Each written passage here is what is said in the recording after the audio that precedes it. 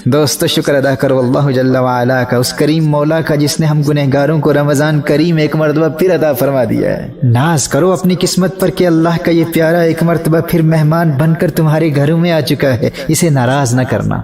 گناہوں کے ارتکاب سے جھوٹ، غیبت، چغلی، لڑائی جھگڑے، کسی کا دل دکھانا، حرام دیکھنا، حرام سننا، حرام کہنا، موویز دیکھنا۔ اللہ کا مہمان گھر میں آیا ہوا ہے اور آپ موویز دیکھ رہے ہیں، ٹائم پاس کرنے کے لیے کمپیوٹر گیمز کھیل رہے ہیں۔ لغو گوئی، فحش کلامی، تکبر، ریا، والدین کی نافرمانی، آپسی نفرتیں اور ان جیسے گناہوں سے اللہ کا یہ مہمان بہت ناراض ہوتا ہے۔ اور اللہ نہ کرے الیاذ باللہ کہیں ایسا نہ ہو کہ یہ مہمان تمہاری زندگی میں آیا ہوا ہو اور تمہاری نماز قضا ہو جائے، تمہارا روزہ قضا ہو جائے۔ دوستو اس کے جانے سے قبل اس پیارے مہمان کو راضی کر لو، معافی مانگ لو، اس سے توبہ کر لو اللہ کی بارگاہ میں۔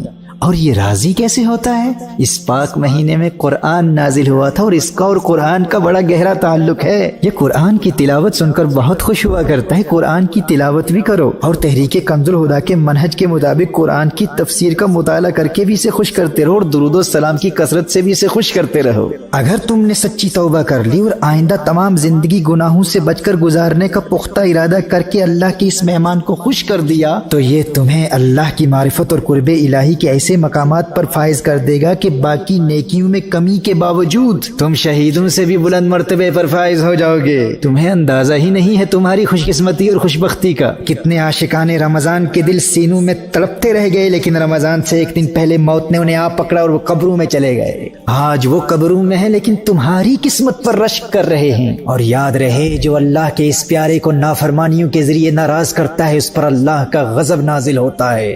If you disrespect this guest of Allah by sinning, by missing your prayers, by committing acts that displease Allah and His beloved sallallahu alaihi wasallam, and if you don't show hospitality to this beautiful guest from Allah Jalla wa Ala by fulfilling the rites of Ramadan, then remember what the beloved of Allah sallallahu alaihi wasallam said about those who commit sinful acts in this blessed month of Ramadan. حضرت ام ہانی رضی اللہ تعالی عنہ روایت فرماتی ہیں، نبی کریم صلی اللہ علیہ وسلم نے اللہ کی نافرمانی اور گناہوں کے ذریعے اس مہمان کو ناراض کرنے والوں کا عذاب بیان فرماتے ہوئے ارشاد فرمایا، جس نے اس ماہ میں زنا کیا یا شراب پی تو آئندہ رمضان تک اللہ اور جتنے آسمانی فرشتے ہیں اس شخص پر لعنت کرتے ہیں، اور اگر یہ آئندہ ماہ رمضان کو پانے سے پہلے ہی مر گیا تو اس کے پاس کوئی ایسی نیکی نہ ہوگی جو اسے جہنم کی آگ سے بچا سکے۔